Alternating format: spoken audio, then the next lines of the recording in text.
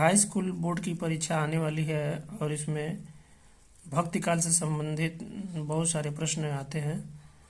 तो आज भक्ति काल के बारे में बातें होंगी। निर्गुण धारा और सगुण धारा। भक्ति काल में दो धाराएं बहती हैं और इसमें निर्गुण धारा में ज्ञानाश्रयी शाखा, प्रेमाश्रयी शाखा, सगुण धारा में राम भक्ति शाखा, कृष्ण भक्ति शाखा। और विद्वानों ने इसका इस तरह विभाजन किया है। यह रामचंद्र शुक्ल के विभाजन पर आधारित है और हिंदी साहित्य में रामचंद्र शुक्ल का स्थान महत्वपूर्ण है, इसलिए उनके विभाजन को लगभग सभी विद्वानों ने माना है। तो ज्ञानाश्रयी शाखा में कबीर हैं, नानक हैं। प्रेमाश्रयी शाखा में मौलवी मोहम्मद जैसी हैं। राम भक्ति शाखा में तुलसीदास हैं। कृष्ण भक्ति शाखा में सूरदास हैं। अब निर्गुण उसे कहते हैं जिसका कोई आकार न हो, उसको निर्गुण कहते हैं।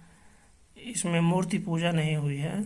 और सगुण उसे कहते हैं जिसमें आकार हो, भगवान का आकार माना गया है, जैसे राम कृष्ण की मूर्ति और उनकी पूजा की गई है।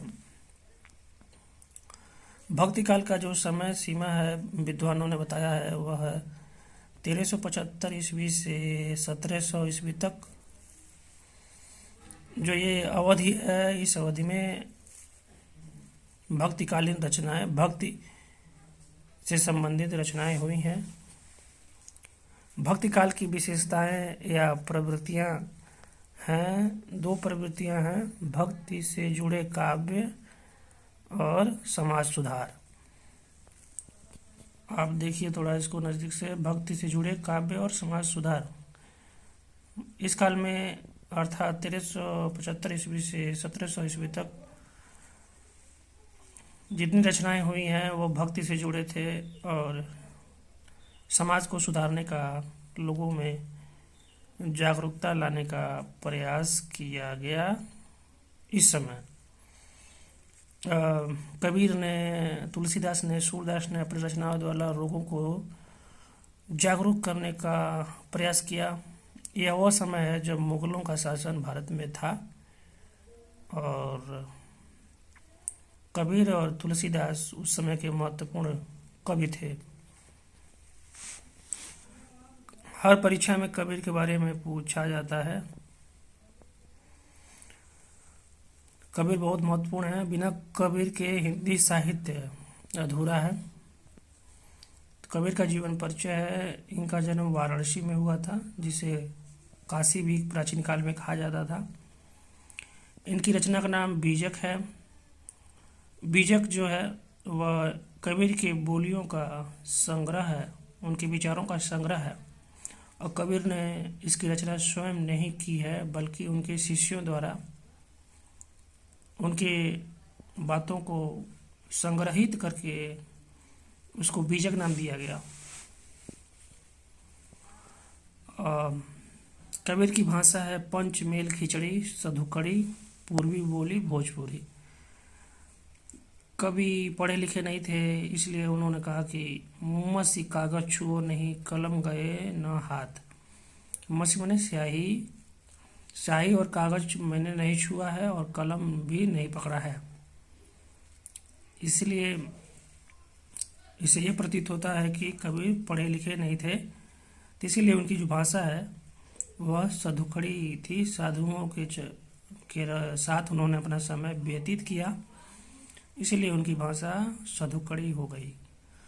पंचमेल खिचड़ी मतलब ये जिसमें सभी भाषाओं का प्रयोग किया गया है। कबीर की बातों में, उनकी दोहों में भोजपुरी, अवधी, ब्रज, थोड़ा ब्रज, राजस्थानी, थोड़ा हरियाणवी के शब्द भी मिल जाते हैं। इसलिए इनकी भाषा को पंचमेल खिचड़ी कहा गया है, अर्थात जिसमें सब कुछ मिला हो। इनके प्रसिद्ध हुए हैं काल करे सो आज करे, आज करे सो अब, पल में प्रलय होएगी बहुरी करेगा कब। अर्थात जो भी कल करना है वो आज ही करिए और आज जो करना है अभी करिए, क्योंकि पल में जो है वह प्रलय हो जाता है। तो इसलिए हे मनुष्य, काम कब करेगा, टालो मत। ऐसी बानी बोलिए मन का आपा खोए, औरन के शीतल करे आपहु शीतल होए। मतलब ऐसा वाणी बोलिए जिससे आपका जो मन का आपा है, यानी मन का जो अहंकार है, घमंड है, वह खत्म हो जाए। औरन के शीत और दूसरे लोग भी शीतल हों, मतलब उनको भी अच्छा लगे, और आप हूँ शीतल हो, मतलब आपको भी अच्छा लगे। और कबीरा खड़ा बाजार में सबकी मांगे खैर, ना केहू से दोस्ती ना केहू से बैर। कबीर जो है वो बाजार में खड़े होते हैं, मतलब समाज में खड़े होते हैं और सबका खैर मनाते हैं, मतलब सभी लोग कुशल मंगल से रहे। न, पर वो ना केहू से किसी से दोस्ती करते हैं और ना किसी से बैर। बैर माने शत्रुता यानी दुश्मनी। न किसी से दोस्ती करते हैं और न ही किसी से दुश्मनी। मतलब उनके मन में जो इच्छा की भावना है, उन्होंने उस पर नियंत्रण कर लिया है, समाज में ज़्यादा लगाव नहीं रखते हैं। तो इस प्रकार से कबीर का जो समय काल था वो 1440 ईस्वी से 1518 ईस्वी था। यानी यह आप कह सकते हैं उस मुगल शासक था अकबर से के पिता बाबर का समय काल था। तो बाबर के समय ये कबीर थे, और बाबर और हुमायूं दोनों के समकालीन थे ये कबीरदास जी। तो उस समय बहुत सारे भारत के समाज में बहुत सारी कुरीतियाँ थीं। तो कबीर ने हिंदू और मुसलमानों दोनों को जागरूक किया कि सभी मनुष्य हैं। इसीलिए मध्यकाल के कवियों में कबीर का महत्वपूर्ण स्थान है। तो इससे जुड़े प्रश्न आते हैं कबीर से जुड़े हमेशा, चाहे उनका जीवन परिचय लिखना हो, उनकी रचनाओं को लिखना हो, या फिर उनकी दोहों के संदर्भ सहित व्याख्या करनी हो। हिंदी में संदर्भ सहित व्याख्या करना बहुत महत्वपूर्ण होता है। बोर्ड की परीक्षा में हमेशा आता है। जैसे मान लीजिए आ गया, ऐसी बानी बोलिए मन का आपा खोए, औरन के शीतल करे आपहु शीतल हो। ये आ गया तो संदर्भ में लिखिएगा। प्रस्तुत पंक्तियाँ हमारी पाठ्य पुस्तक हिंदी काव्य संकलन से लिया गया है। कबीर के इसकी रचनाकार हैं, और व्याख्या इसका करिएगा। तो ये महत्वपूर्ण भक्ति काल है।